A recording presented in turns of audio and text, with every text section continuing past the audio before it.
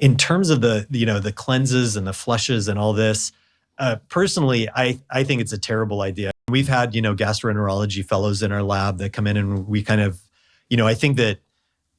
to kind of slice through the nuance of all this, there's a very simple recipe and a really well accepted kind of broad definition of what a healthy diet is. Kind of the Mediterranean diet, plant-based diet is, there's just a ton of data that particularly people of European ancestry, but there's a pretty broad acceptance that if you eat mostly plants, for most people, that's going to be very healthy, to the point where, a wonderful colleague of ours, Christopher Gardner, who's studied diet his whole life, trying to establish what a healthy diet is, and people was giving advice: eat food, not too much, mostly plants. And so I think that when we're thinking about things like fasting and all these different dietary regimes and cleanses that people do,